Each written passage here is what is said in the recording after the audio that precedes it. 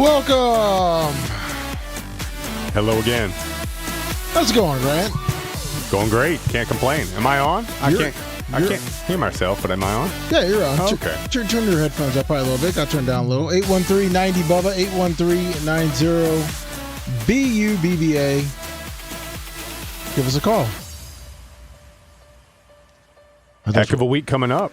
Good sports week last week. Heck of a sports week, especially college coming up.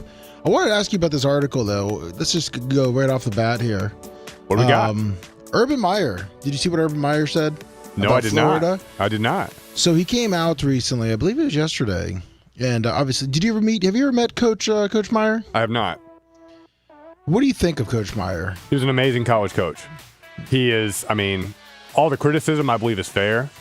Obviously, he quit on the Gators, has health issues, then Ohio State job opens up, and he no longer has those health issues. He got healed. He got healed magically when Ohio State comes available, right? But, yes. If I have no doubt you could put Urban Meyer anywhere in the country in college, and you'd have a really good football team within a couple years.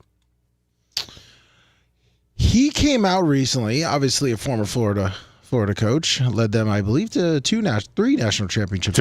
Two. Okay, 2 national championships.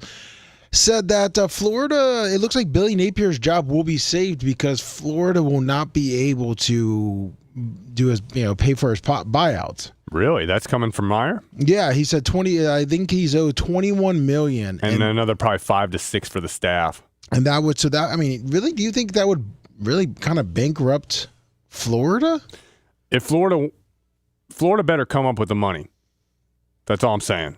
That you can't have Napier's in his 4th year now. Yes.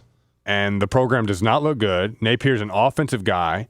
They're 1-3. They just had 141 total yards of offense in a loss to an in-state rival. And it was embarrassingly bad. I was looking up some of the Florida stats today.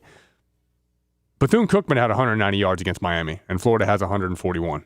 They had 20 yards in the first half, came out in the second half, had an 80-yard drive. Okay, and then they did nothing. Diddly poo the rest of the game.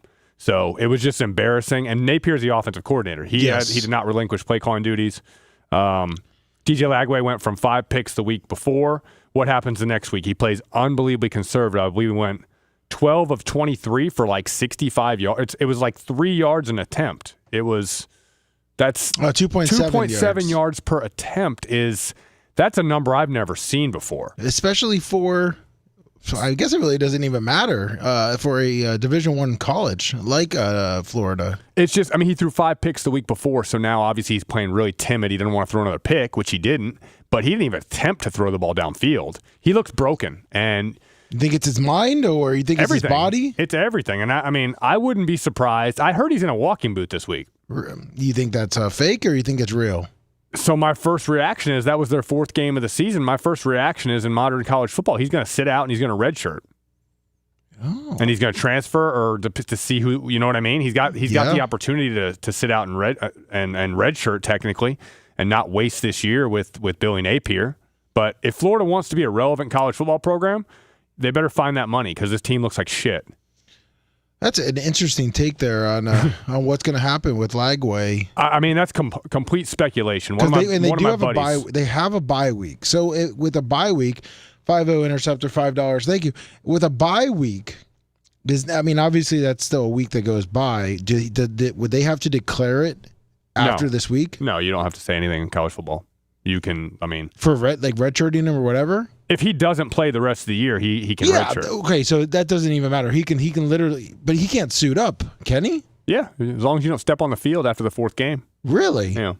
Did they change that? It's always been like that. It's a little bit more like cut and dry now. Like that's why you'll see guys play at the end of the year. You'll see some freshmen play in the final couple games of the season. They practice all year and they're ready to play. And they'll play in the final couple games in the bowl game, and they're still freshmen the next year. So you can dress all year and play in the less than 4 games or less, and you can still redshirt.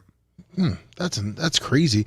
Where now, Lagway, does he still have the potential that he came into Florida with? Like, do you see that, or do you think his mind is just no? You can see it. The potential's there. He's a very big guy. He's got an extremely strong arm, but every year there's 20 quarterbacks, and these programs who get the top 20 quarterbacks. We got our guy. We got a 4 or 5-star guy, and he's going to be here 3 years, and he's going to go to the NFL draft. 20 quarterbacks aren't going to the NFL draft in 3 years from that class. There's going to be maybe 4 or 5 that pan out. Half the guys won't even be at the same school, and there's going to be half that get beat out by somebody that's better than them. Like, guys got to develop, and he did play well last year, and he's being broken by bad coaching right now, as well as a lack of confidence and everything else that comes with it. I mean, they're not running him at all. He's not much of a run threat. He's a pro-style quarterback, and they're a bad offense right now, and they've gotten worse over the last 3 weeks. Yeah, I mean, he really didn't. He didn't really kill it last year. I know that the hype around him. Strauss TV's $10. What about Debo being 1-3? And the Clemson. We'll get to Clemson next. Dabo. I mean, but last year look at that. His yards per attempt. He averaged 10 yards an attempt, which is really good. But his TD to pick. He threw 9 picks, but like you saw potential last year, and they won. That's the big thing. When you're a quarterback, you're judged by wins. And they're just not good right now. They're not good at all. Florida has definitely taken I would say, and that the redshirt thing is 100% speculation on my part. I have no idea how bad he's injured. I know he had a walking boot in preseason. If this is going to be a multiple week thing, I bet I'll start the chatter right now. He's going to redshirt. Well, it's quite interesting too when you said that, but no one's really picked up on the whole Archie Manning. I mean, everyone's kind of saying that he's looking like, I think I've maybe heard one person say about Archie being injured. But, they talk about he's wincing. He doesn't look right. His throwing motion has changed, which why do you change your throwing motion? But usually when you're you're hurt. Yeah. And he took a red shirt, didn't he? Yeah. He redshirted. Arch redshirted his first year, and this is his third year. He is a third-year sophomore. But he could do a injury, right? So there's some gray area there. He's playing. He's playing the rest of the year. Doesn't matter. They got Florida next week. Yeah, they've got a schedule. I mean, obviously the big news in injury news in football was John Mateer, Oklahoma quarterback. Oklahoma had that good solid home win over Auburn. Mm-hmm. Mateer was probably the Heisman favorite after that game and just what he's done early in the season. But he's gonna be out 4 to 5 weeks with some sort of a hand injury. And I don't know if you've watched him play, but he's got a live arm. He's really athletic. He's an excellent runner. Oklahoma has a guy behind him who is a smaller, really good runner, and we'll see how they do over these next 4 to 5 weeks. Let's check out the Auburn schedule. Kent State, but they got Texas in 2 weeks. And then South Carolina, Ole Miss. That's a gauntlet coming up pretty soon. So they need Mateer back. Hopefully it's a 3-week injury, 4-week injury max, but we'll see. What so with on the Strauss TV, what do you think about Dabo? And then obviously Dabo's comments that he came out, he's like, "Okay, fire me. I'll go somewhere else. I'm 56. I'm not. Worried." I got no problem with his comments. They're all true. His win losses has been unbelievable. He's been incredibly successful, and he was up there doing a little campaigning for himself, and there was nothing wrong with it. But you got to play better. And do you think it has anything to do with him being just not into the portal and all that? Yeah. I mean, you look at their roster. You look at what NFL scouts say about the roster. They supposedly have about 5 first-round picks on their team, and they're 1-3, and they're not looking good at all. So what do you think it is? At that point, you do have to say it's coaching, and good coaches can have bad years too.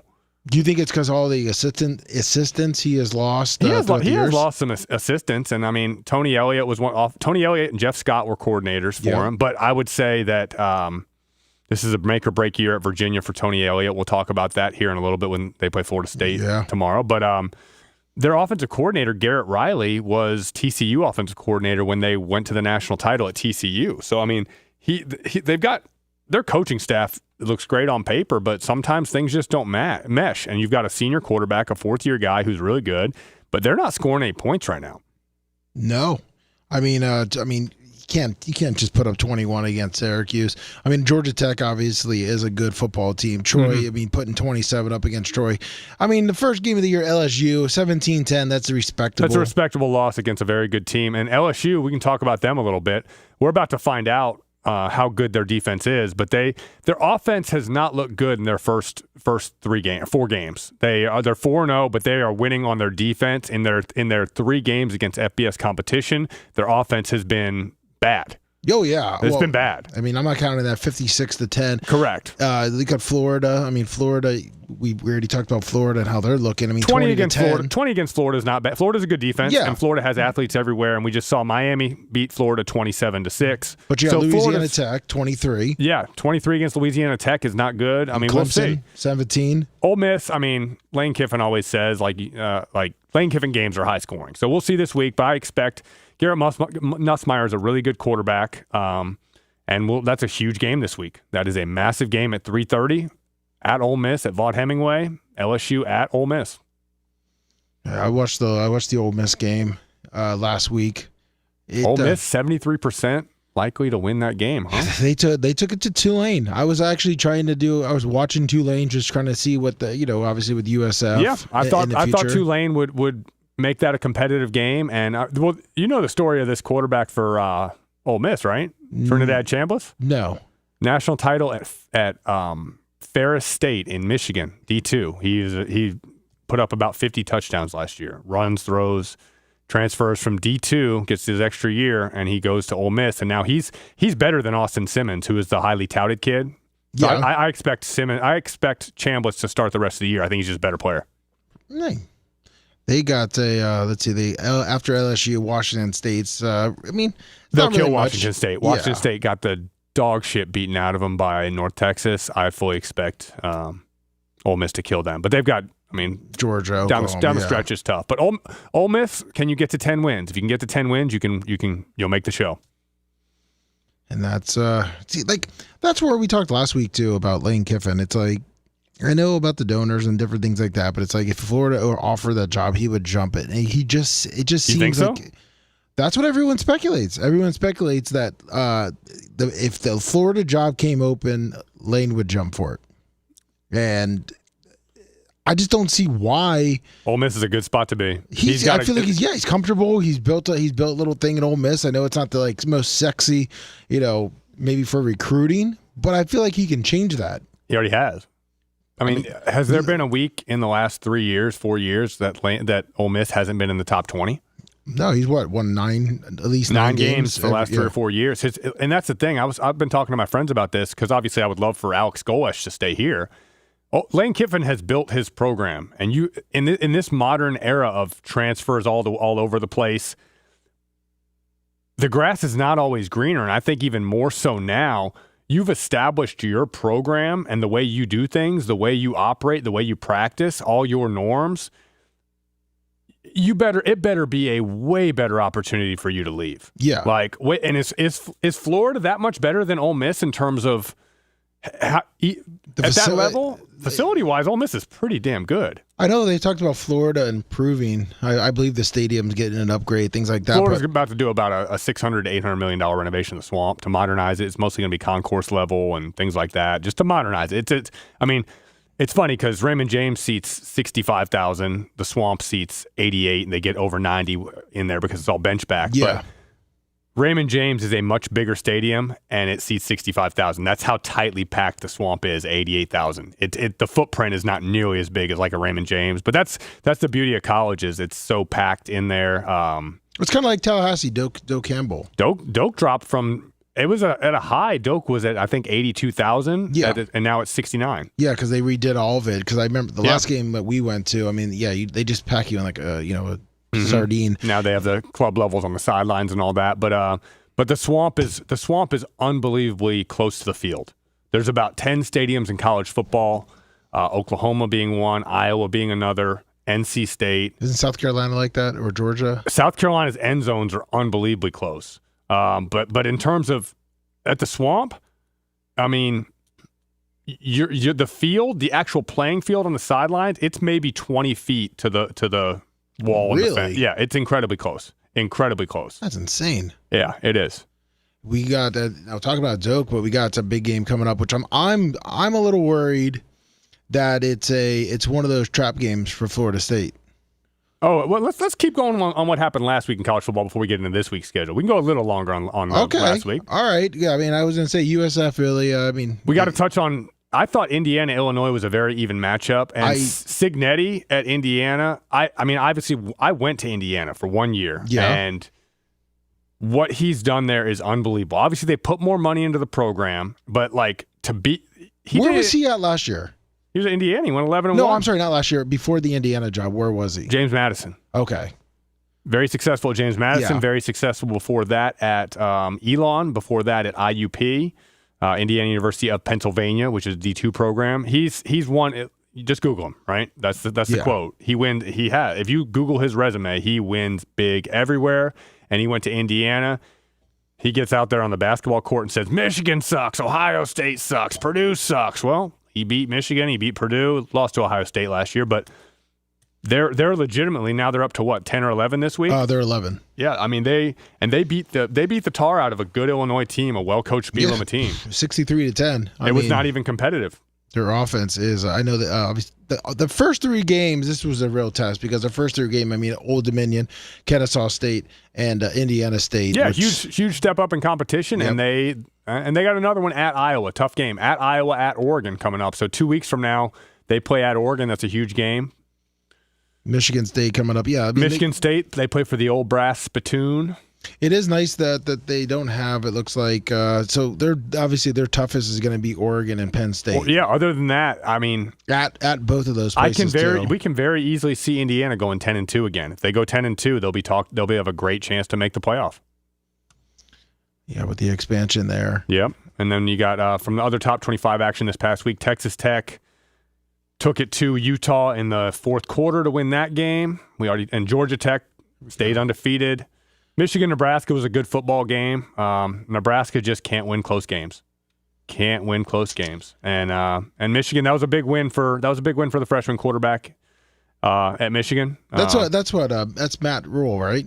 Yeah. Yeah, he's normally, this is his third year there? Third year is where he normally has the big turnaround. Correct. And they didn't, obviously Underwood 12 of 22 for 105 passing, not sexy numbers, but you score 30 points, you win on the road. That running back, Justice Haynes, he was hurt for a couple years at Bama, has transferred to Michigan, and now I see why I think he was a 5-star running back. He is damn good. He's a load. He is, and he's really fast. I saw him in the open field a couple times. I did not know he had wheels like that. Shouldn't surprise me, but it did surprise me. Why? Vanderbilt remained undefeated. Diego Pavia, like I said, one of my favorite quarterbacks. You don't bet against him. He's a winner. And if you haven't watched Missouri's quarterback and running back combination, I have not seen Missouri. Bo Prabula, he's a really good athlete. Transfer from Penn State, 1-year guy at Missouri, and they have a running back from Louisiana Monroe who rushed for over, I think about 1,300 last year at Louisiana Monroe. Transfers to Missouri, and I think he's got about 500 yards in 4 games. He's damn good. Notre Dame got their first win of the year against a Purdue team that is improved. We still don't know too much about Purdue. I was a little disappointed in Purdue. I thought they were going to show up a little bit better than that. I mean, 56 to Notre Dame. I know Notre Dame's a good team, but I mean, before that, would you have expected it to be a 56-30 game? I watched a little bit of USC Purdue, and I did not think Notre Dame would score 56, but I did think that it was going to be a higher scoring game. I didn't think it was going to be 89 as a total, but I thought it was going to be a pretty high scoring game. Yeah. Which Georgia Tech, we talked about them a little bit last They have really good quarterback play, and they're tough. So you think ACC right now, they're up with Florida State, Miami, Georgia Tech. I mean, are those your top three? Click on the standings up top. Yeah, there we go. ACC. Right there. It's going to be the second one. Go down one. Right there. They got Syracuse. I don't see Syracuse. No, I don't see them staying up there, but I do see 3-team race right now, the 3 teams that are on the top 25. So those are the obvious teams. Yep. I've even thought Clemson would be there. SMU is 2-2 to start the year. Yeah, hasn't played a conference game yet. Yeah, but they don't. I watched them. They don't look good. Yeah. Virginia's got Chandler Morris at quarterback, who's a very good player. They play Florida State on Friday, obviously. Think about, I learned this yesterday. This is the 30-year anniversary of the first ever Florida State ACC loss, and they lost to who? They lost Virginia. Virginia, yep. It was 95. It was with work done out there. Work done, yeah. They ran a direct snap at the goal line, and he did not get in. He was incredibly close, but he did not get in. That was a Thursday night. I remember I was 9 years old watching that. Like number 2 at the time? That was in there. They had a run of 11 straight years inside the top 5. It was incredible. It was absolutely disgusting how Miami and Florida State, how consistent and how good they were. But we'll see. I mean, Virginia is. Virginia's only loss is NC State, close game, 35-31. So we'll see. Big step up for them, obviously, and it's going to be a good atmosphere in Virginia. It's not a traditionally that tough of a place to play, but they'll have a good atmosphere on Friday night. They don't fill up their stadium at 61,500. They don't fill it up often. They normally average around 40, but they should have mid-50s for a Friday night game against Florida State. Beautiful stadium, though. Beautiful. Yeah. That place is absolutely gorgeous. What do you think the chances Virginia has tomorrow against Florida State? See, because I see that game Florida State as a trap game. They got Miami. They got Miami next week. They're riding high. I mean, they're talking about putting College game day there, and they will if they win. Yep. I mean, Florida State. You got to win this game, and the matchup indicator on ESPN has a 60% chance for Florida State. So that's giving Virginia a very good puncher's chance. I mean. Yeah, 7.5 point spread right now. Yeah, I would take Florida State in that. And I'm not a gambler, and obviously, I think it's brutally tough to gamble. But Florida State's going to win that game. Gus Malzahn, this offense at Florida State with Malzahn is going to score a lot of points against a Virginia defense that's not that great. Castellano, I have not heard anything. I watched Did they come out and say what happened with him? Did he get hurt last week? Yeah, he came up lame right before the lightning strike. Oh, I didn't even know that. They were up like 42-0 before halftime, but there was a lightning strike with a couple of minutes left. Okay, yeah, I have not heard anything. But then he was out the whole time. But yeah, then they pulled him because they were dominating. But I haven't heard. I anticipate he'll play, and he'll be a factor in the run game too. And I did watch a little bit of that USC-Michigan State game late last week. USC is an interesting team. We'll see coming up how they are. I could not stay up for that game. Yeah. It's a late game. We both went to that USF game. What did you think of the USF game? They were scaring me that first quarter. So I did not know much about South Carolina State, but they came out, went right down the field, converted a bunch of third downs, and then on second down, 2nd and 10 or 2nd and 8 from the 10-yard line, USF gets a big play. Quarterback's arm gets hit when he throws, 95-yard touchdown the other way. So it's almost like a 14-point swing. But throughout the game, I thought South Carolina State was a well-coached team. I thought they executed well. They obviously played South Carolina in Williams-Brice Stadium earlier this year, so they've been on a big stage before, and they played them tough. They deserve. At halftime, it was 21-7 USF, and the yardage was fairly even. That interception was kind of the big play of the first half. Oh yeah, it was scary. South Carolina State was driving. I mean, they had a couple. They held the ball for 42 minutes, but in the third quarter, USF turned it on. Big run, big runs, big passes, just dominated. Had 35 points in the fourth quarter, and in the third quarter alone. But I was impressed with USF. I think they're playing really, really hard. I'm looking forward to them.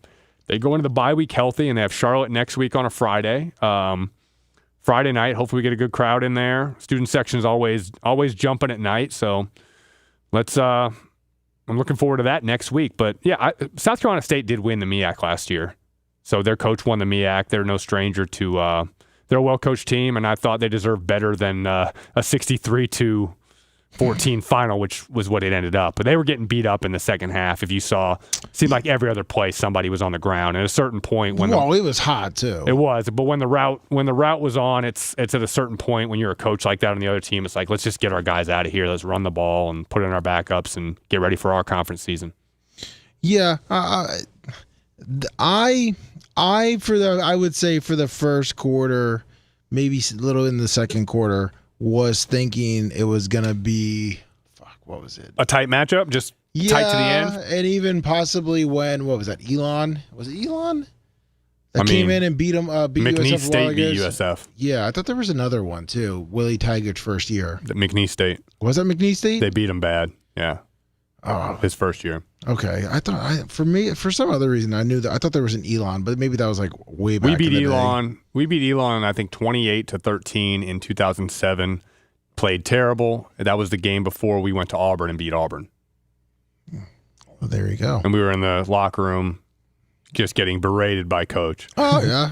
after beating Elon 28-13. You guys turned it on against Auburn at least. Yeah, we played well against Auburn, and Elon actually turned out to be a decent FCS team. But that first game, you never know what you're going to get. You really don't. Yeah, I mean that's true. I mean you see that. Yeah. Which is why obviously most schools normally do, which they're getting away from now, obviously because of the TV. They're not. A lot of them aren't scheduling those cupcakes anymore. I mean, the SEC and I believe the ACC, all these teams are going to nine game conference schedules, and some of them have non-conference rivals. So they're really only going to have 2 games a year that they're going to actually have to schedule themselves. It's interesting, but. If I'm in one of these major conferences, I definitely schedule a patsy. I schedule an FCS team to pay them a check to come in and beat the tar out of them. You don't like when you're one of these power conferences. Your schedule's tough enough. I have no problem with team scheduling. Obviously, I love it as a fan. I love when you see those Florida State Bama matchups week 1. But your conference schedule is good enough. If you win your conference, you're going to the playoff. That's what your goal is. Yeah, because it really doesn't matter. I mean, realistically, there's a big upset. You got, like a Bama coming in, you beat them. Like if USF was to beat Bama, and then win out their conference. Yeah. I mean, I really don't see much going on. You know what I mean? Like, or if you come up short in your conference, but you beat Bama, I mean, it doesn't really matter. So you might as well get that. Yeah, get that. I understand why these teams want to play patsies in the preseason, but. We already touched a little bit on this week's schedule with Florida State playing on Friday night. So your boys, Kansas State, are playing UCF. Yeah, K-State looks terrible right now. We have zero passion on offense. The defense has played fine. Defense has played winning football. Defense has played winning football. The offense has no identity, no passion. We have a quarterback that runs a 4.35 that will not run and look like a team that's lost. So I want to see. We've had a bye week. This is the first. I'm very down on what they're doing right now. I think we have the quarterback is unbelievably talented, and he's playing like he wants to be a draft pick when he needs to be playing to try to win games. Like you run a 4.35 and you're not running ever. He's the fastest guy on the field, and he does not run the ball. Is he trying to be like show he's yes, I think so. I think, and some of that is coaching that they're not. He is a fair guy. He's only about 190, 195 pounds at 6'2.5", so he is a little lean, but he won't.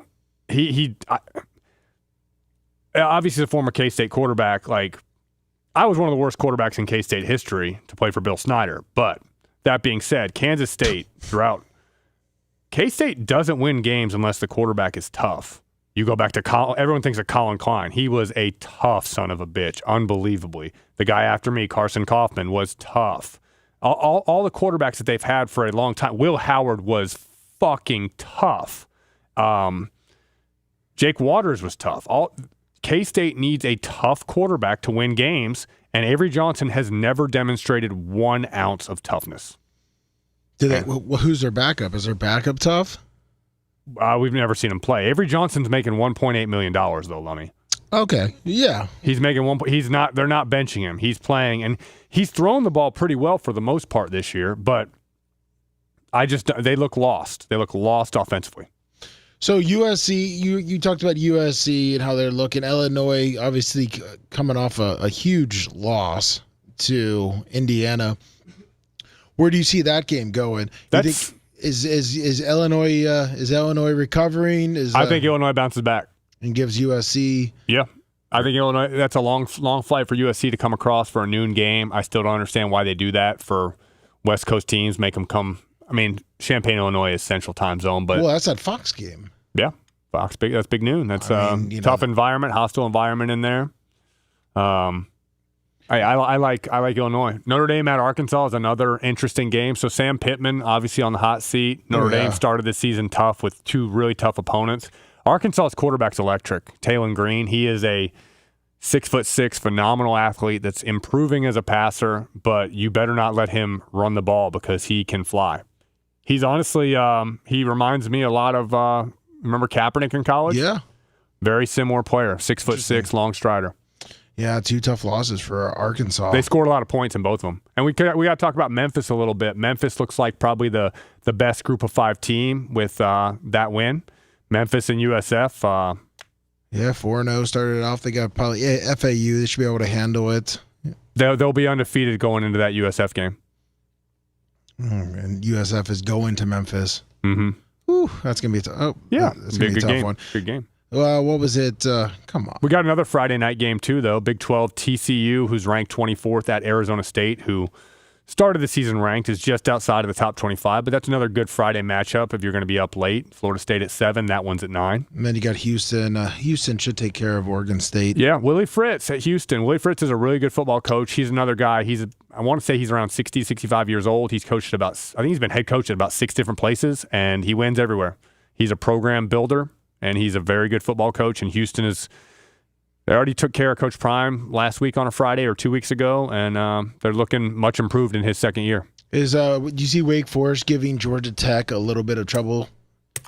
I think usually Wake Forest has those games like that where you go into Wake Forest and they can. I think that'll be a close game into the fourth quarter. Georgia Tech pulls away late. Okay, so that's a 13.5-point spread. Mm-hmm. Making a note to myself to bet that one. Rutgers at Minnesota. I think Rutgers got that one. I see Shiano's got the Rutgers program. Shiano's a good coach. Yeah, he knows how to coach up and recruit up at Rutgers. He does. They get good. They've gotten good players. They've become a solid program that you expect them to be in a bowl every year again. Now, but at Minnesota's tough. You know what you're going to get when you play Minnesota. You're going to get a running back that runs hard and is going to get 30 carries coming right at you. So that's two coaches that are really run the football. But I would actually say Rutgers is a little more of a passing team this year. Ethan Kaliak-Manis is a pretty good passer. And Kyle Monungai is now playing for the Chicago Bears, who was their running back last year, was their workworse. I was trying to see. I'm looking here at this top 25 schedule. There you go. I mean, I'm looking at all of them. I'm like, fuck, starting at noon. At noon, you got top 25 matchups all day long. But in the noon window, Georgia Tech, Wake Forest, solid game. I think which we already said. I think Georgia Tech pulls away late. USC, Illinois, noon game, and Notre Dame, Arkansas, noon game. 3 big games at noon. Oh, I'm intrigued to see Ohio State go to Washington, going out to Seattle. Washington hasn't played anybody yet, but he's a good coach. Jed Fish came over from Arizona to Washington. We know Ohio State's great. We know they're super talented. I want to see this Washington quarterback. Check out his stats. He was a freshman last year. Played a little bit. And last year as a freshman playing, I want to say Desmond Williams? DeMond Williams. I think he played 3 games last year. And in 3 games this year, his numbers are spectacular. Throwing, running, he's not a big guy, 5'11", 190. Chandler, Arizona. So I'm sure that Jed Fish probably recruited him at Arizona, and he went with him to Seattle. But let's see how he does against a defense that's absolutely loaded. Yeah, well, that's and they're getting respect. That's like a 6.5-point spread, right? Yes, I think that's what it was. That's actually pretty. That's pretty good. Especially 7.5. Ohio State 7.5. But this is a big game for Washington. Big game for the Big Ten. Let's see how good they are. And in that same window, you got LSU at Ole Miss, where LSU's defense has been carrying them already this year. Ole Miss, we know Lane Train. We know he's good. They got a great program right now at Ole Miss, and LSU is ranked 4th, but they've been shaky on offense. So very interesting. Mississippi's a home favorite by 1.5, but Brian Kelly needs that game. He does. He needs this game. The heat will be on him real quick, and let's take a look at LSU's schedule here. Because it's they got South Carolina, which is going to be tough. They got just like everybody else. They got a gauntlet coming up. But in the SEC, you get to 10 wins, you're going to make it. You get to 10 wins, you're going to make it. They don't have the toughest SEC schedule I've seen. I mean, obviously Vanderbilt, they got Texas A&M, Alabama are all ranked right now, and everyone's going to go and play, they're going to play hard against LSU. That's a tough schedule. But, I mean, you got to think that's a tough schedule. They got 5 ranked teams out of the last 8 games. I mean, Ole Miss. What does Ole Miss got coming up? I mean, you got Washington State, as tough as LSU, Georgia, Oklahoma, South Carolina. Yeah, I mean, I guess the end of the season, the Citadel, Florida, Mississippi State. Yeah, not as hard as I expected. Then a 3:30 window. You also got Auburn, Texas A&M. Auburn's coming off a tough loss, has to go to Kyle Field. Do you think they bounce back? No, A&M wins by a lot, or is it close? I'd take A&M to cover. Is the heat on? It is on Hugh Freeze, and they're definitely better this year. But Hugh, that schedule, I know Auburn's schedule's tough. That's a tough schedule, but Auburn needs to get to 7 wins to feel decent. Yeah, they got Texas A&M, then Georgia, Missouri, Arkansas. Yeah, Kentucky. They got to pull an upset. So I mean, looking at that schedule, they're 3-1. They have to. Arkansas, Kentucky, and Mercer are have to wins, and you gotta beat at least one of those other top 25 teams to get to 7 wins. It's gonna be tough. It's very tough, very very tough. And then we talked about Indiana, Iowa a little bit. I mean, you got contrasting styles there. Signetti will put up 60 points on people, and Iowa, bet the under, right? Everybody. Of course. Iowa doesn't score points. They don't know how to score a touchdown. Yeah, they scored 38 on Schiano last week and won. I think 2 of them were special teams, though, or at least one was a kickoff return for a touchdown. I think special teams set up another one. But that's what I'm used to right there against Iowa State, 16-13. Yep, that's how Iowa plays. It's absolutely and let's insane. see. We know Tennessee's a good team. Yes. Their only loss was Georgia. They lost to Georgia in overtime. And Mississippi State started the year 4-0. So going down to big upset against Arizona State. 24-20. Going down to Starkville. Got to play at Scott Field. Cowbells. See if Mississippi State's for real. And Joey Aguilar, the quarterback for Tennessee, has been really good. He can throw deep balls. He can really play it, really throw it. Arizona, Iowa State. Again, you've got Big 12 that's wide open. We don't know. We know Iowa State was preseason ranked. Neither team. Iowa State's already beaten Iowa. Arizona, both teams beat my K-State Wildcats by 3 points. We'll see. Huge game to start the Big 12 for Arizona, and Iowa State can take a commanding lead in the Big 12 race. But then you got the big games at 7:30. Of course. I mean, you want to talk about programs with NFL players all over the field. Oregon, Penn State, Alabama, Georgia. Oregon, Dan Lanning in his 4th year out there, I believe, and they are really good. They have recruited great. They've got a veteran team. They're about 5 deep at running back. They score a shit ton of points on everybody. They're physical on defense. This quarterback, I want to see him play against a great defense. Dante Moore is a really talented player, transferred from UCLA, was a 5-star kid coming out of, I want to say he's from LA or from California, and he's really good. Let's see how he does in his first big start against a great opponent. Penn State, this is their veteran team. This is why Drew Allar came back. This is why Katron Allen came back. This is why Nick Singleton came back. It's national championship or bust for Penn State. They need to win this game at home. It's going to be the whiteout at 7:30, which is one of the greatest environments in sports. How many does that seat? 120? 107,000 people they're also going to undergo a massive stadium renovation. So there is a lot of temporary seating right now. Oh, okay. I've got a buddy that's going up to that game. I told him to take some pictures for me because Penn State is, if you're familiar with Texas A&M and Kyle Field's renovation, it looks to be very similar to what's going to happen at Penn State, just a modernization of a 100,000-plus seat stadium. What's it going to go down to? Have they announced that? There's a big push right now to keep it at 107. Oh, it's going to be tough. It's not even going to look. It's not going to look like the same stadium. It's going to be disappointing. Well, neither is Kyle Field. Kyle Field was famous for the 3 decks, and it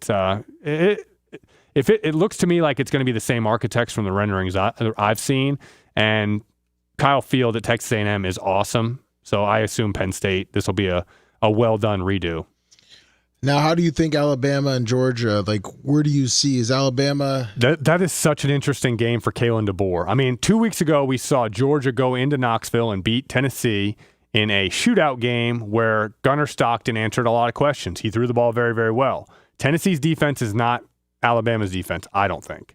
And also Alabama, we heard after week 1 the sky was falling, and here we are 3 weeks later. If they win this game, all is well. They're in a prime position to go to the SEC championship to make a playoff berth.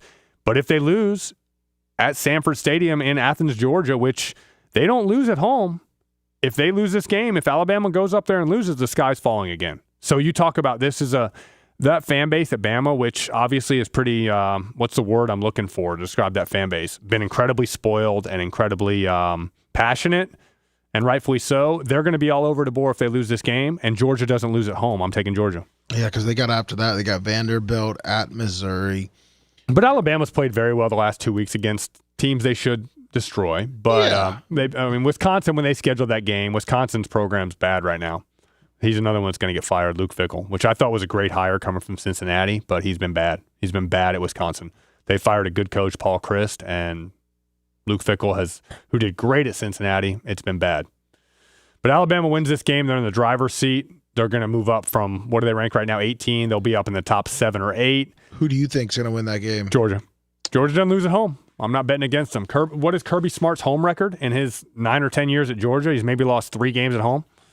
Let's see. Kirby Smart's home records at Georgia. Let's see here. You said what, 3? Overall record 108-19.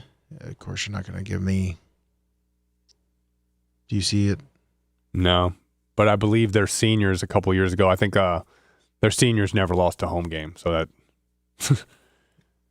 he's only lost 19 games overall. Yeah, so. I'm damn AI. I expected to pop that out since it did autocorrect, but I'll take your word for it right now. In 10 years, this is his 10th year. They've already won 108 games. It's incredible. It's of all the Saban disciples, he's been the best one. Got obviously back-to-back national titles, and he's a great coach. They got great players.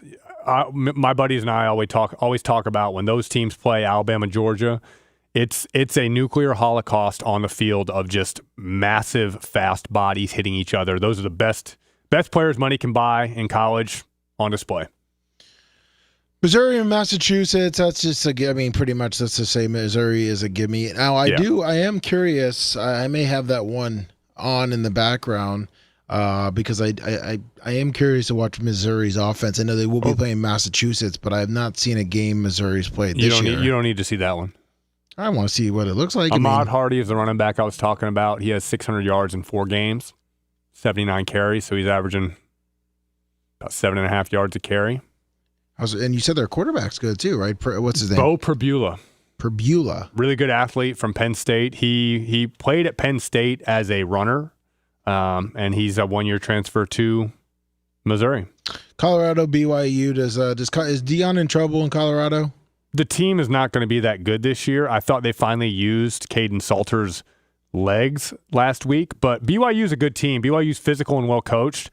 I take BYU in this game, even though BYU already plays at altitude. Going to Colorado won't be an issue for them, but Dion's turned Colorado into a great atmosphere. They sell it out again every game. It's a great atmosphere in the mountains, but I like BYU in that game. So Colorado, realistically down the line, as long as Dion stays, Colorado has nothing to worry about. They're not going to just go from a 1-year wonder to, probably back to 1-10. Go to their schedule. You got, let's see. I think the Big Ten is such a crapshoot. I look at that schedule right there. Who's our top 3 in the Big Ten? Or Big 12. Yeah. Iowa State, Texas Tech, and Arizona State, I'd say. And then BYU. I think you have 4, and TCU started the season hot. I think the Big 12 was so open before the year. I don't think Iowa State's top 14. And I think Iowa State, Texas Tech, Arizona State, BYU, TCU, Utah are all. You going to put UCF in there? Not yet. I think those teams are all somewhere in the 20 to 30 range. They're good, solid teams, but the Big 12 is as wide open as anywhere, and who's going to get that automatic bid? We'll see. But when I look at Dion's schedule, the only game they're going to be favored is going to be West Virginia, at West Virginia. So, every one of those games is 50-50, it feels like. There's no great teams in the Big 12, and there's no real bad teams, I feel like. You think they make a bowl? No. No? I think 5-7 is what they're going to go. Interesting. If they win this game this week, I might change my tune, but I don't think. If they win this week, are you going to give them 6-6? Yeah, maybe. But sneak it to the Holiday Bowl. Holiday Bowl is a little better than 6-6. Boca Raton Bowl. Something along those lines. Howard Schnellenberger Bowl, whatever they call it nowadays. Yep. No, so we got a great week of college football. Great week. I'm excited. Extremely. Yeah. Anybody on the lines have any questions about these games this week? What's the chatter going on? I can't see any of that. The chatter pretty much was, obviously wanted to know about Debo. Dabo. Dabo Samuel or Debo? You want to call it Dabo Samuel and Debo Sweeney? Exactly. All Debo Sweeney. And then most of them were about pretty much just how their team's going to dominate. Okay, just a little online pepper, Yeah, I mean, they were just kind of reacting, like, talking about JMU. Someone said the Sun Belt's fun to watch. Sun Belt is fun to watch, and pretty soon we got Maction coming up on Tuesday nights, Conference USA on Wednesday nights, as well as the Sun Belt. The Sun Belt's Sun Belt teams Sun Belt programs have put good money into their facilities, and I like Sun Belt football. Big E did say that because I figured he would say as a former West Virginia football player that Big E he's really high on it. I think he's saying that you were probably wrong on the pick with Colorado. Okay. Rich Rod's back there. He's got that program turned around. At West Virginia? Yeah. Well, West Virginia, I mean, they lost to Ohio U earlier, so they already had a long non-conference loss to a MAC team. I would just, when I think of West Virginia, I think of the Rich Rod teams, obviously, that we played against at USF, and they were damn good. Steve Slayton, Pat White, they were damn good. Noel Devine, Jarrett Brown, they were really good at West Virginia, but they're not there yet, and they're not in the Big 12. That looks like the only game on Colorado's schedule left that I think they'll be favored. Yeah, West Virginia too. We'll see. West Virginia's a fun place to play. Is it? Yeah. Milan Pusker Stadium, good fans. They'll burn couches when they win. Nice. Yeah. It's nice and cold up in the mountains.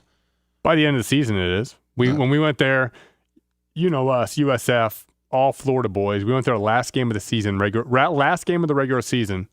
So late November, I think it was the week before or the week after Thanksgiving. Play them at noon. They were 10-1, and we were 7-4 in 06. They were big favorites. They were ranked about 8th, 9th in the country. We played them at noon. We're fully expecting it to be a cold game up there, which our Florida boys don't handle well. We got a 65-degree sunny day, and we beat them. Nice. Yeah, 06. What was your favorite stadium to play in? Ooh, at USF? Anywhere. Like with you actually, yeah. Well, I mean, doesn't even matter. Not even USF. Anywhere. When I was at Indiana, when I was emergency quarterback for a year, our first game was at Oregon, and that's still the loudest stadium I've ever been to. Really? First game was Oregon. That was an amazing atmosphere. We also played that year at Ohio State, which the horseshoe was iconic. Obviously, Ohio State whooped Indiana that year. We beat Oregon that year. Really? One of the wildest games I've ever been a part of because they outgained us 500 to 199. They had all these penalties, all these turnovers, and Indiana won the game. That's actually the last time Indiana and Oregon played, and they're playing again this year. That was 21 years ago. But so Oregon, amazing. Ohio State, amazing. And then at USF, Auburn was an incredible environment, absolutely incredible environment. The other one that's amazing is NC State. Really? NC State's another one. It's like the swamp in terms of the stands are right on top of you. The fans are incredibly passionate. We went up there and we kicked the shit out of them in 08. It was awesome. That's a great environment. And in the Big East, also Louisville was a fun place to play. Louisville's wild. Louisville's a wild environment. And what would you say a stadium that a lot of people don't think about that is like a great environment, but also a hard place to play? Like it's under the radar. NC State is. NC State? NC State is a wild atmosphere, and they have a very good home record, very passionate fan base. Louisville's a good environment also at home. They've done massive renovations since we were there. When I was at USF, Papa John's Stadium was a 42,000 seat horseshoe. Now they've closed in the end zone, added an upper deck and a bunch of suites, so it seats up to 60,000. But it's a really, really good environment. It is the only stadium in college football it's the only college-owned stadium that is 100% chairback. Did you know that? No, I did not. Well, I mean, Lummy knows it, but I could talk about stadiums all day long. Of course. Stadiums are my thing, so. Which was a weird thing back in the day, especially in college. Yeah, I know stadiums like some people. I don't even know what you would compare it to, but so those were my favorite stadiums at USF. West Virginia in the Big East was also a great atmosphere, and then Rutgers. So what do you think when you think of Rutgers? It's New York, New Jersey, so you get a bunch of assholes in the stands. Yeah, they were, which I like. They're going to talk a lot of shit. There's a bunch of Jersey, New York assholes, and that was a good environment. What about at K-State? K-State, the best stadiums we played at were, we played UCLA at the Rose Bowl early in the season. That is a beautiful place. It's not as good of an environment because UCLA doesn't draw that well, but it is a beautiful, beautiful stadium. Obviously, the history of the Rose Bowl is incredible, but then my favorite two stadiums we played at when I was at Kansas State were at Oklahoma and at Nebraska. Those are bucket list stadiums if you're a college football fan. And actually, both of those teams' fans are extremely nice.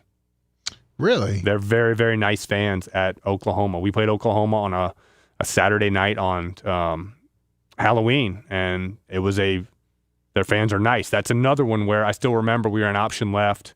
I had a nice gain, and I got knocked out of bounds down inside the 10, and I basically tumbled into the wall. Like, I didn't hit it hard, but it's so close to the field. When you get hit at the sidelines and you fall out of bounds, it's only about 15 feet. That stadium is right on top of you. And Nebraska, obviously iconic. They have the longest sellout streak in the nation. It's an incredible, incredible venue. Xerxes 69 says App State up in Boone. Oh, yeah? Old Kid Brewer Stadium? I've never been there. I know they have... It looks absolutely beautiful. The whole student section is on the hill in the end zone. It's one of my favorite group of 5 stadiums. Including the hill, they can seat about 40,000 at Kid Brewer. And also, if you ever look at App State, Google this right now, App State baseball, Lummy. You want to check out a cool view? Oh, yeah, with the mountain in the background? Well, let's see, App State baseball. There you go, baseball field.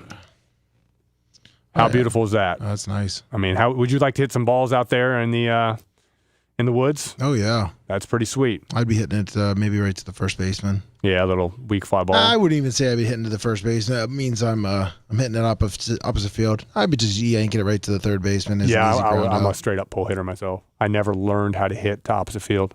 If I hit it to opposite field, it was kind of an accident. I could teach you one day. If you want to get back, you can make your comeback in baseball. I played some slow pitch softball a few years ago. It was fun. Well, there you go. It was a blast. Hey, making a comeback there. Well, you know me, I'm an effort guy, so I would hit some homers, but my goal was to keep the ball on the ground because I am still pretty fast. You just want to run around. Oh, yeah, I'm the effort guy. If I hit the ball to the outfield, I am not – if I hit a ball on the ground in the outfield, I'm trying to stretch it to a double minimum. Jumping over to the NFL. All right. Let's go here. We got to talk about that Bucs win first, right? Of course. Well, I left it early. I thought that was kind of taken care of. Mike Evans goes down. Mm-hmm. I think he's now out. What, 3? They didn't put him on IR, so 2 to 3 probably. Still, I mean, hamstring injuries are going to be tough for him to come back. 29-7 now. There has been video showing that on the field goal block, I guess he did come down and hit. I think it was the guard. So it should have been a penalty. Correct. It was an incredibly athletic play. Oh, 100%. Unbelievable play. But that's kind of a gray area where you don't see guys do it a lot because that's the risk. If you make contact at all, you give them a first down and the game's over. Exactly. I mean, look, 21 points in the fourth quarter. Bucs obviously pulled that one out. Even when they scored, I think all of us Bucs fans, we felt pretty good about Baker getting a field goal at the end. We felt pretty confident, but I wish it didn't come to that. It shouldn't have. Yeah, well, especially with Mike Evans out the line too. You know, the momentum did shift. It just shows. You know, years before with the Buccaneers, the Bucs. Their culture's better. They're a winning culture now. We got a winning quarterback. You find ways to win. A losing team would have just done. Right now, the Bucs should be 0-3. Yeah. Any other real, you know, you can tell a shitty team to a good team is that, you know, like those, they don't make these comebacks. They're 0-3. They're done and out. That's where you come up and you're looking at now with the Eagles. But when you're looking with the Jets, you still thought they had a chance. Evans was out. It started being like, ooh, their line was out. Their line played a lot better against the Jets. Yeah. There was that stretch in the first quarter of there was 10 penalties in like 12 plays combined. That was brutal to watch. It was horrible. The other 1 o'clock games had already started the second half, and the Bucs weren't even at halftime because of all the penalties in the first half. It was rough sitting there. It was hot. It was like just seemed like it was. Oh, you went to it? Yeah.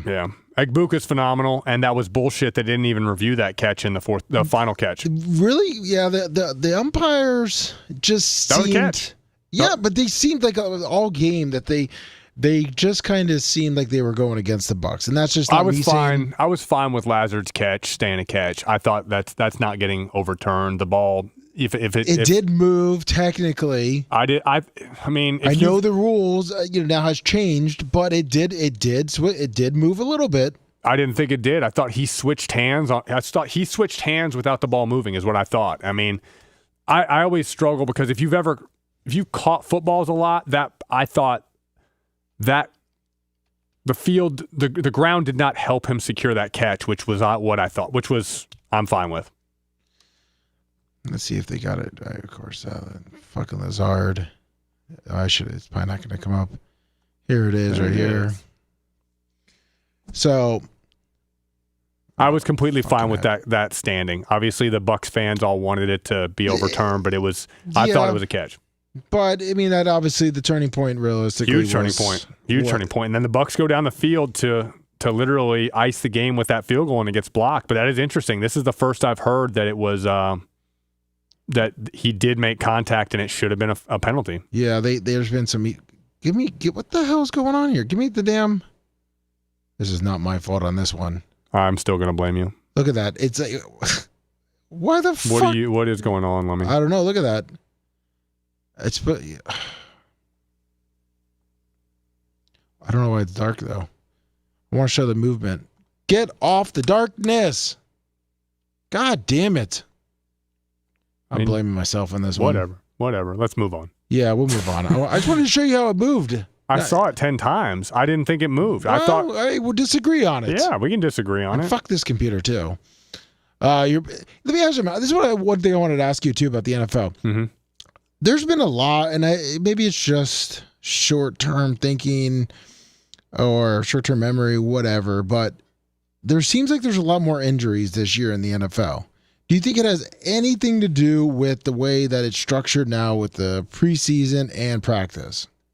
And these just guys, like, it was like they have to turn it on week one. I think it's bigger bodies.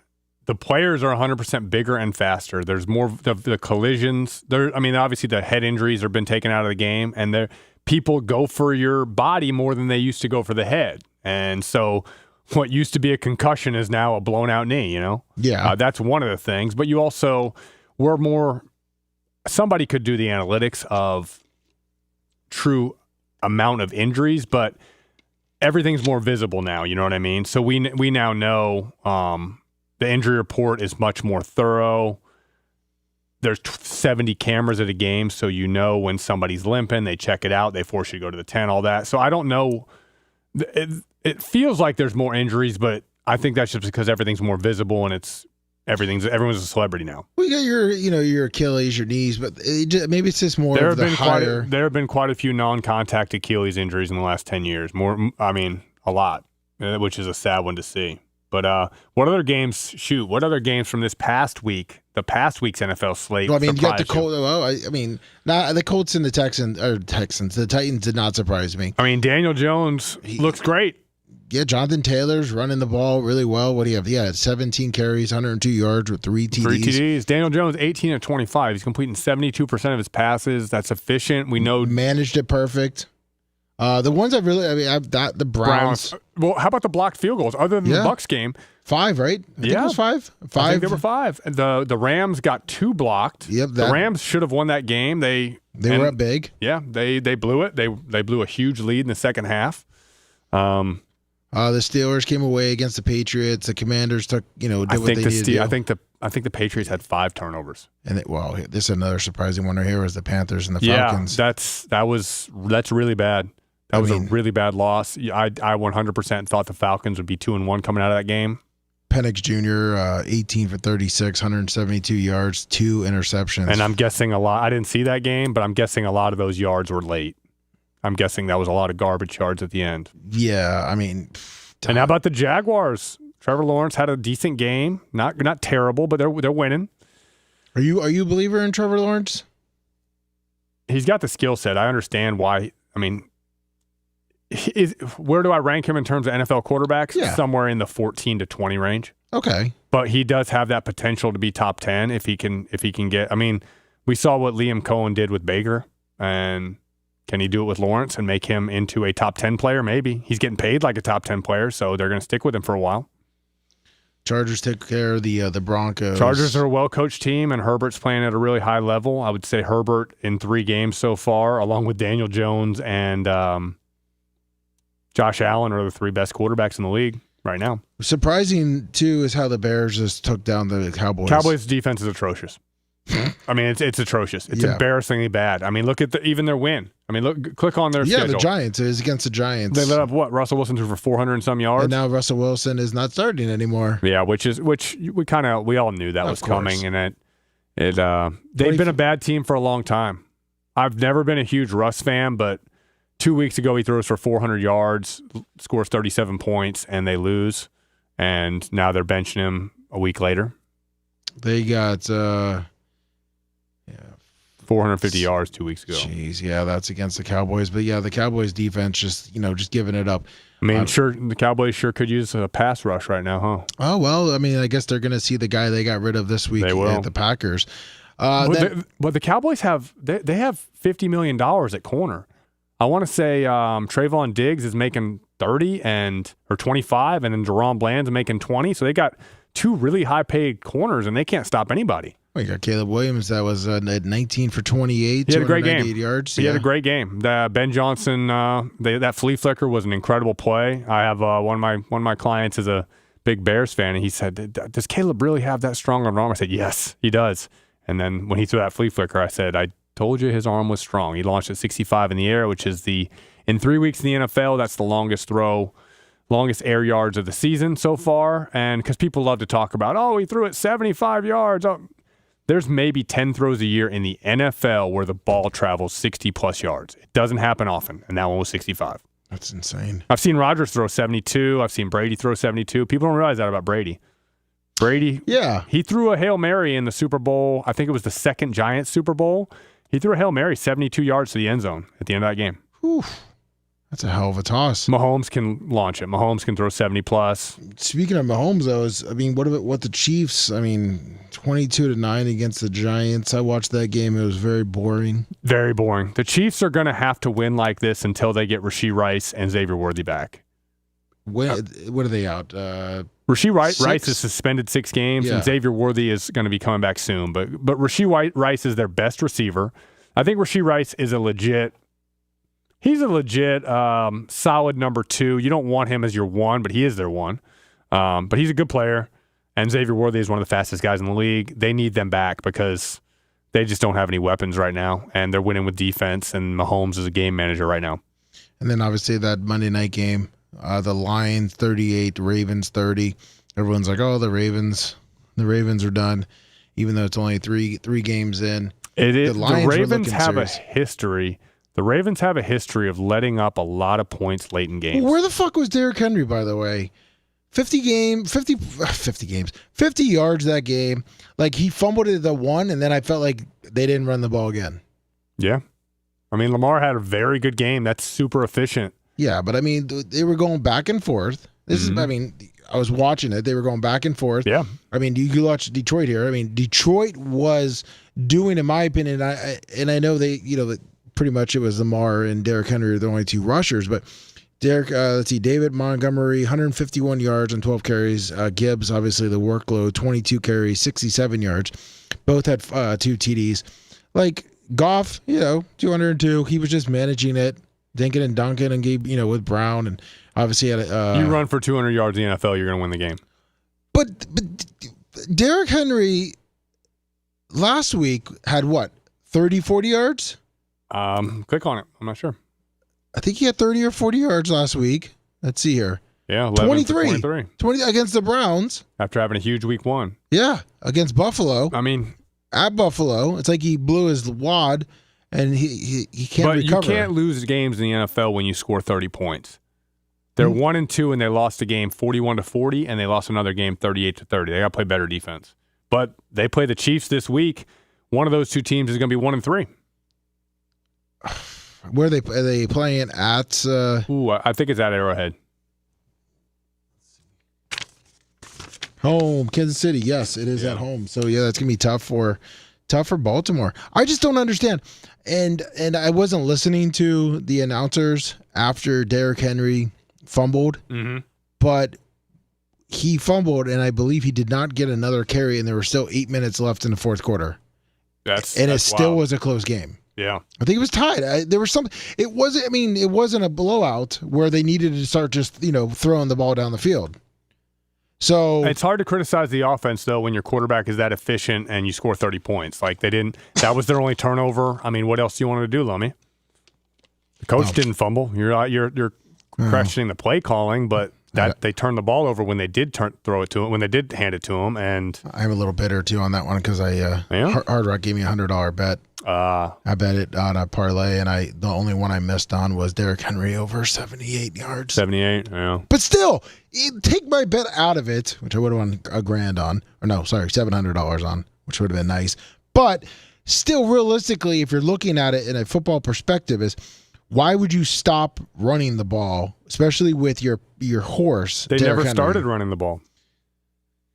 You know what I mean? Then you look at it too, and you go, okay, but they're saving them in the beginning, so they could literally because look, their defense obviously can't. They couldn't can't stop anybody. So exactly. I feel you. Yeah. So then let's put it on Derrick Henry's back.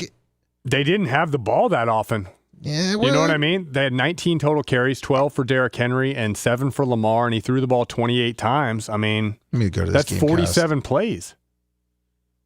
They only had 47 plays, and look at the when you let up that type of yards, Detroit had the ball the whole game. It felt like. Here we go. Here's the fumble. 28-24. Yeah. Right. Well, how much time's left at the fumble? Did it say? 8:31. So I was right. I said there was 8 minutes left. Yep. So Lions get the ball. Great. 4 plays, minus 11 yards. So the defense held them. 30. Yeah. So defense that held was them great. 31-24. All right. You get the ball back and you go 3 plays. You don't 1 yard. Click on that. So what were the 3 plays? Kick off. Let's see. You got a sack. Sack on first down, so you're not running it on second down. 4-yard pass to Hill. Yeah. Then Jackson scrambles and a punt. Yeah. Then next play. Then by the time you get the ball back again, you're down by 2 scores, and then it's throw the ball. Exactly. Like right there. They didn't try to throw, obviously they were going to go back and switch it up for a throw. You got sacked on first down when they're down by 7. That's probably the biggest play in the game. That's Aiden Hutchinson. That's their best defensive player. He made the play. That's why a guy like Hutchinson, that's why he's going to be a $35 million a year player. That wrecks games. You see it right there. That wrecks the series. Yeah. This 4-yard little dunk pass that they did over here to the running back. On 2nd and 16, you're just trying to make it a little more manageable.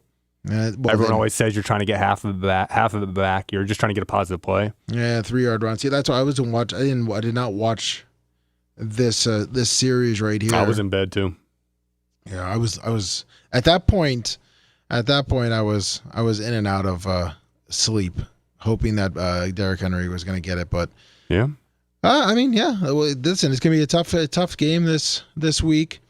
Them going to Kansas City to battle it out. We got a solid game. Oh yeah, Arizona, Seattle. Yeah, NFC West matchup.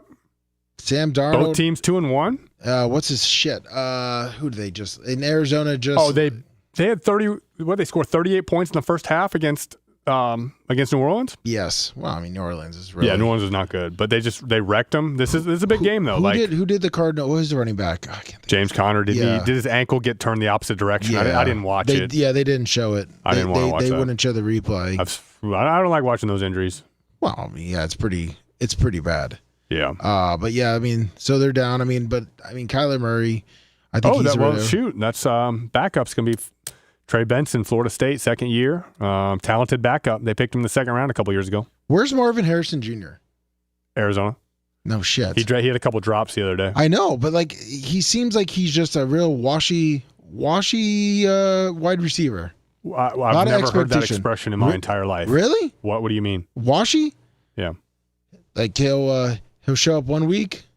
Wishy-washy, whatever. But yeah, like he'll show up one week and then he'll disappear for 4 weeks. Oh, he had 850 yards as a rookie with 8 touchdowns. That's a decent rookie season. But he was, third overall pick? But if you want to break that down, if you really wanted to. Oh, it's 50 yards a game.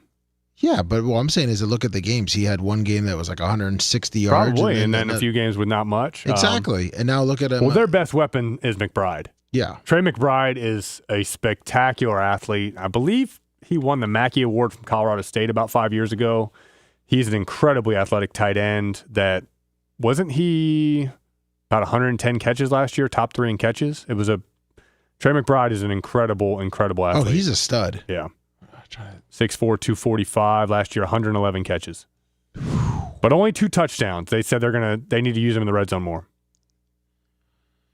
And he's got a touchdown already. Yeah, and of course the mayor of Munchkintown as their quarterback, who is electric, man. Kyler Murray's good. I love that nickname, and he's a good player. He's an interesting player. How much has he run so far this year? 20 carries for 107 yards in the first 3 games. So he's using his legs, which that is what makes him a true difference maker. So you better use those legs a little bit. I'm clicking on my boy Marvin Harrison Jr. But look, we're going to start with the picks on that, right? I just want to look at this real quick. 10 of 142. I mean, listen, he was the number 4 pick overall. Yeah. I mean, right there. That's step up. It's early in the season. Step up. He's getting 6 targets, 5 targets, 6 targets. So he's getting some opportunities. Let's see. Early in the season, let's see how he does. Let's see here. I take Arizona at home in that game, though. You got Arizona? Yeah, we're straight up. I was so bad against the spread. We're just doing straight up this week. Yeah, I missed. That's all right. I misprinted it because I'm used to just pulling from where I normally pick. You know what I like actually? I find I've watched more Arizona football than I have Seattle. I tried to watch a little bit against New Orleans New Orleans, whatever you want to call it. I couldn't bear New Orleans. I just couldn't. It was a really shitty, boring game. I have no idea what you're attempting to say right now. What I'm saying is that I've watched a lot more Arizona. I feel more confident picking Arizona than I do Seattle. Okay. Darnold. I couldn't tell you really a lick of what they look like visually. I've not seen it either. That's I'm right there with you. Yeah, I mean Darnold. I still feel like Darnold. I like the running back at Seattle. Walker, Kenneth III. Walker and Zach Charbonnet. Those are 2 good players, I think. Two powerful runners. All right, so they lost to the Niners in week 1. Close game, defensive game. They beat the Steelers at Pittsburgh. And we'll see. Yeah. Interesting. Yeah, it's going to be a good Thursday night game. Minnesota, Pittsburgh. This one's over Ireland? Dublin, right? Yeah. Dublin? Carson Wentz with Minnesota. You got Aaron Rodgers. I don't see Carson Wentz being able to travel over there. Pittsburgh has not played well on defense yet. No, they have not. Kevin O'Connell is a really good offensive coach. Doesn't seem to matter who his quarterbacks are. They play really well. But I'm going to say that TJ Watt and the Pittsburgh defense gets it done. Yeah, I don't think Minnesota's going to have the same as they did last week against Cincinnati. Just 48-10. That's a beat damn down. near unheard of in the NFL, you know. Washington at Atlanta. Atlanta's obviously got to bounce back of their big loss against the Panthers. A backup quarterback. They're playing against Mariota. Who looked like a manageable quarterback. He's got talent. I still hold a grudge against him because he quit on Atlanta a couple years ago. So, did he? Yeah, when he got benched, he quit. He just said, basically quit. His injury. But, you're getting paid, I think at that time, $10 million. They bench you. You're supposed to be the backup. He went and got another injury opinion or whatever and basically quit on the team. So what I'm saying is if he was still the starter, he would have been playing. Yeah. He was capable of playing. When he becomes the backup, he says, I'm going to go get this injury taken care of. And it's like, I gotcha. That's bullshit in my opinion. Yeah, he quit on his team. Yes, that's which I just don't hold kindly to that at all. Is it safe to say that you're going to pick Atlanta? Yeah, I got that grudge against Mariota apparently. I'm picking Atlanta just because I think that it's going to be a bounce back game. They're playing at home. You need to bounce back, and Penix, who I was pretty high on after watching him against the Bucs, I think he's going to be a good quarterback. Yeah, and I think they're too good. I think they played their shitty game. Yeah, they got it out of their system. Give the ball to Bijan. Yeah, and let him run. Let him run. All right. Is there any doubt? Is anybody in the world taking New Orleans money line? Oh, Spencer Rattler might. No, Buffalo. I think Buffalo's got that one handled. I mean, it is the NFL. Anything could happen. Turnovers. Yeah, turnovers can happen. But what's the spread in that game? By 13.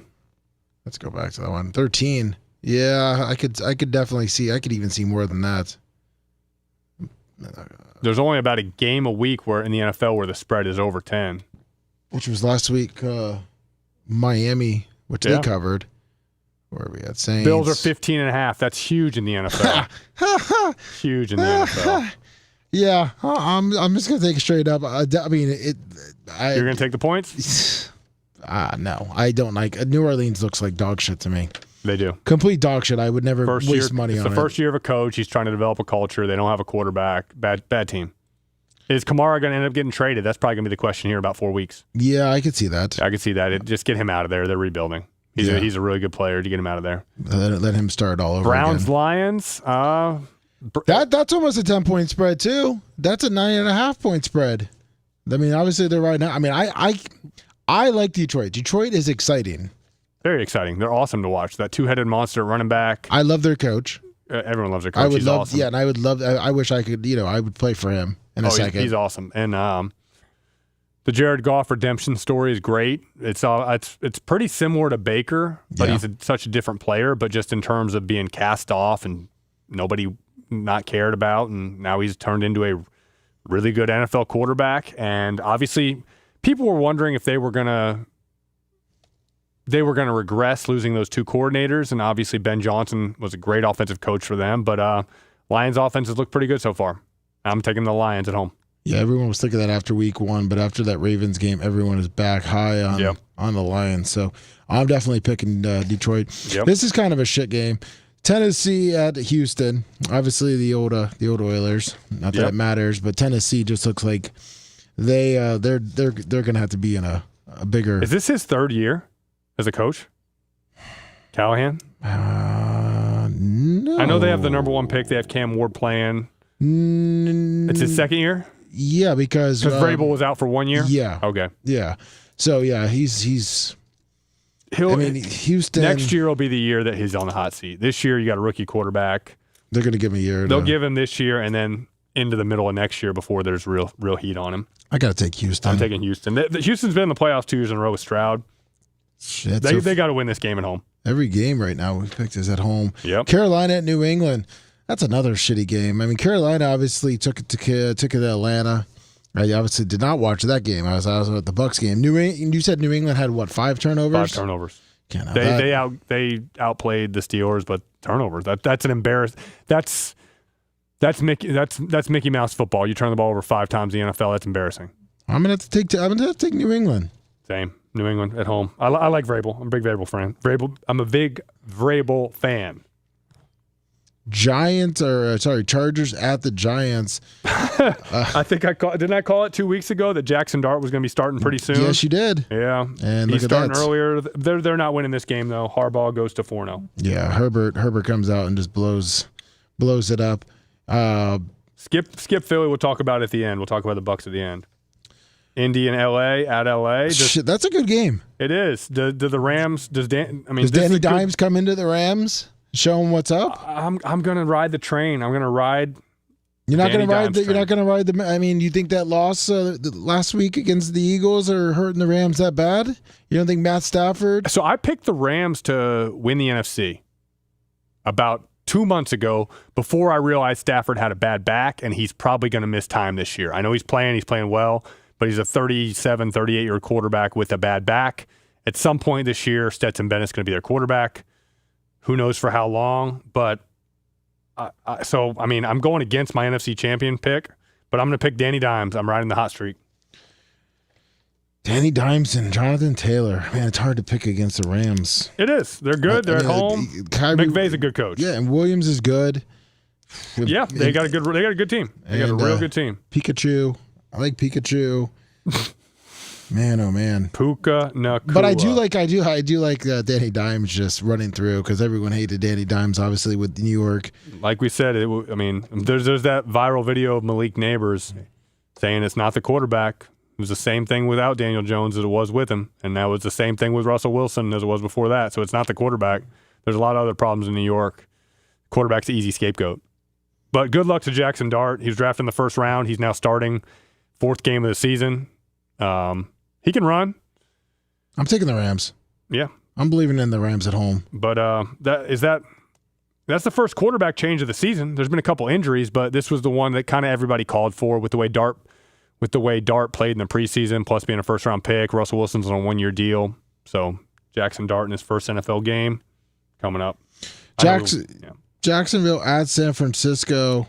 I heard Purdy is 50-50, but Mac Jones has played well. I think regardless, San Francisco wins this game at home.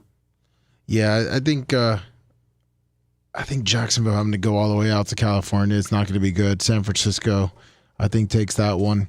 Baltimore at Kansas City. I don't see Kansas City losing at home. I got Baltimore. I don't think Kansas City can score. I mean, I know the Baltimore defense hasn't been good, but I think Baltimore has better weapons, and they win this game.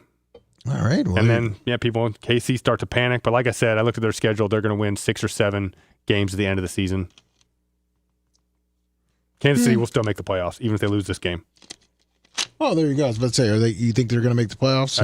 I do. Chicago at Vegas. Chicago. I liked what I saw last week. See if they can keep it going. I will say that when these big market NFL teams like the Jets, Giants, Cowboys, Chicago, all these teams, those fans, man, they are into it when they have good teams. It's just different when those original NFL franchises and these big market teams, those fans are incredibly passionate. And you saw them when they got done with that first half against Dallas, it was like a standing ovation for the whole team because they finally saw what they've been wanting to see for years. It's cool to see. Yeah, and Chicago struggled for a while. They've been a bad organization for several years. They had that one good year with Trubisky. I think it was his second year in the NFL. They went 11-5 and lost in the playoffs, but beat the shit out of the Bucs. Oh, I don't remember that game. They did? Yeah. Yeah. I remember that game, unfortunately. Green Bay, Dallas on Sunday night. Micah Parsons Bowl. Yeah, Micah said that he's going to make Dallas feel him. I'm going to have to go with Green Bay. I mean, you pretty much said it. Dallas is a real shithole, shitbag team. And Dallas's defense is terrible, but I'm taking Dallas at home. I think Green Bay has some injuries on offense that are hurting them. I don't know why. I still like Dak. I mean, CeeDee Lamb's out also, but I'm going to pick Dallas at home. I don't know why. Jets at ooh, that's a matchup. Oh yeah. All right, I like the 2 Monday night games though. We got the 7:15 game. 8:15. Oh, an hour difference. Yeah. I mean, I got to take Miami. Miami at home. I'll take the Jets just because I don't like you. Yeah, good luck. We'll see when Tua. Well, he'll shit the bed. I'm not even gonna. I hate Tua. Tua's a garbage. And Cincy at Denver. Denver gets back in the winning to me. Yeah, I don't see Browning. I don't see Cincinnati. I mean, they certainly didn't inspire confidence last week against Minnesota. Was it 48-10? 48-10. Yeah, and Denver. I mean, Denver looked good. I watched that game too. That was a tough loss. Bo Nix didn't play well, but Denver's a good team. Yeah, and Bo Nix he's a good quarterback. He didn't play well last week. That's right. All right, so back to the Bucs game. Yes, 1:00. The world champion Philadelphia Eagles are coming to town. Raymond James Stadium. I'll be there. It's going to be extremely hot. Tristan Wirfs and Chris Godwin are on track to play, is what I've heard. Really? I have heard. There's a reason. When you get put on IR, it's 4 games automatically. Yeah. So for them to not be put on IR, the Bucs had to be planning on them playing in this game to wait. Otherwise, they wasted that roster spot for 3 weeks, right? Yes. So they're going to be playing, which obviously Godwin is needed more than ever now with Evans out. And Tristan Wirfs obviously is one of the best tackles in the NFL. You're going to need it against that Philly defensive line. Oh, yeah. I mean, right now, he would be, what do we got? If he comes back, it would be our tackle and center. Because Graham Barton gets to go back to center. I think Gedeke is still out. He's out. Yeah. He's out. They didn't put him on IR, though? No. And we also, both our guards. Cody Mock's out for the year. Yeah, did they put him on IR? Cody Mock? Yeah. He's out for the season. Oh, is he? Knee surgery, yeah. Oh, fuck. Yep. Okay, well, that fucking sucks. Yeah. But, yeah, listen, I mean, the Bucs, it's going to be tough. But at least, I mean, your blind side, you can basically just not worry about it when Wirfs is playing, right? Yeah. So Baker was probably a very alert of his blind side these last 3 weeks without him. I mean, Wirfs will let up a sack or two all year, but Tristan Wirfs is.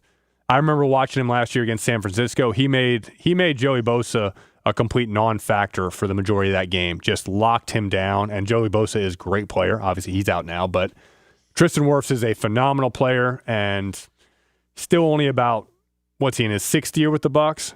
I think he was a rookie in 2020 when he won the Super Bowl. Yeah. So he's 6 years in the NFL, but he looks like the next Bucs Hall of Famer. Like, obviously, Mike Evans and Tristan Wirfs. You have about 3 more years as good as he's played. Tristan Wirfs will be a Hall of Famer. You heard it here first. 6.5. If he plays for 10 years and makes Pro Bowl or All-Pro 7 times, that's a Hall of Famer. You would think. Yeah. I'm looking at the point spreads, 3.5 Philly. So yeah, Vegas is saying about they're about a touchdown. Yeah, I think the over/under is 43.5. So I mean they're projecting 23.5 to 20, right? So yeah. But I mean I think we both don't pick against the Bucs. No, of course not. I can't. We beat Philly last year here when they had all their cats out. They had their so many of their best players were out. But I want to see more. I want to see another. Hassan Reddick made a huge play on a 4th down stop early in the game. He got a big sack in week 1, so I think he's already been worth the investment. Hope he gets another strip sack this week. I think Diaby had another sack. Obviously, Cansey's out for the year, so we need those 2 DNs. Yaya Diaby, I believe he's in a contract year, and he's an incredibly athletic, incredibly talented player. Though that pass rushing duo, Reddick and Diaby, needs to be formidable. They need to create some turnovers and get to Hurts and make him uncomfortable. Bucs. It's going to be tough. Bucs 24-20. 24-20. You heard it. Let's go. Let's go Bucs. I mean, it is going to be a shit show, but if the Bucs, it's going to be hot as hell. It's going to be brutally hot out there. Yeah, Welsh is 88, but fuck it. It's going to be. It was 120 on the field last week. You saw the thermometer. It was brutal. That's insane. Bucs will probably be wearing white again because of that. I know Philly's coming down here on Friday to get an extra day, get a little walkthrough / run through practice in the heat. But does that really help? In your opinion? I mean, you don't want you're going to be less. Well, I mean, obviously you don't want to like pop off the bus Sunday morning, and pop out there. But I mean, is that really as an athlete? I think it does. I think it does because when you step outside and we have our Florida humidity, it feels like you're wearing a blanket. Yeah. And at least you're going to be your second day of it. It's not as much of a slap in the face, right? Yeah, that's true. That is true. Yeah. Well, thank you, Grant. Oh, I mean, what does the audience want to talk about? I got a few more minutes if we want to go. It's okay. I accidentally hit the button. I hit the button when I was about to start reading the questions because we had a Hall of Fame, and I accidentally hit it. Oh, so we're done. Yeah, because we only have 2 minutes. But yeah, there was Nick the Gun Guy asked about the Hall of Fame selections. Who you think should be in? Who you think should, give me the list of who they are. I didn't even pull it up. I was going to. That's what my next thing was, to pull it up. I got that. Well, the next question was also, what do you think of the tush push? Do you think it should be banned, or is it a football move? Get over it. Fuck it. I had a full conversation about this so other teams have tried it. We're not on anymore, are we? Yeah, we're on. We just got the music. So we just got the outro music. We got 2 minutes and 10 seconds. So other teams try the tush push and they can't do it well. So that tells you there is something schematic to it. Now we obviously had everyone's now saying the guards are jumping, and they are. But what I want to see is, so like the Bucks, they signed Desmond Watson to the practice squad, right? Yes. Obviously, the thought is he's going to clog up the middle. So I want to go a step further on the other side. I know Mike Leach talked about this when he was alive. I want to sign a midget, and you hand him the ball and you throw him over in a short yardage situation. There's no rules against it. Is there not? No. But if you can guarantee that he's going to have ball security, you get a midget or a horse jockey. You snap the ball to them, and you have two massive humans. Throw them over the pile. Easy first down. Mike Leach legitimately talked about that. That would be a play that gets banned. Why? The next year. So how are you going to ban it? When you ban something, you have to have like a set in stone, like what put makes a rule it where bannable. you can't grab a fucking player and throw him. That's why the tush push is legal now, is because you can now push people from behind and pull them. You used to not be able to do that. So once they got rid of that rule, that's when the tush push came in. So I saw. You're gonna have to bring that rule back. Yeah, I mean, I don't remember if it was a college game or an NFL game, but I saw tight end goes in motion behind the quarterback. Right when the quarterback snaps it, the tight end actually grabs the quarterback's ass to try to help him like launch himself and got a first down. I believe that was a college game I saw. Well, I mean, you got to think. I mean, the one I always thinking of is that the USC Notre Dame game. Matt Leinart when Reggie Bush. Matt Leinart kind of spun off after a quarterback sneak. Exactly. Yeah. So, but yes, thank you, Grant. Thank you, everyone. You know what? If you guys want to email me, let me btls@gmail.com. Email me your questions. I know people have asked before, so email that to me, and we will answer it next week. And if Grant's cool, I probably will do Tuesday. Next Tuesday, yes, 1 p.m. I'll see you then. Sounds good. Thanks, Grant.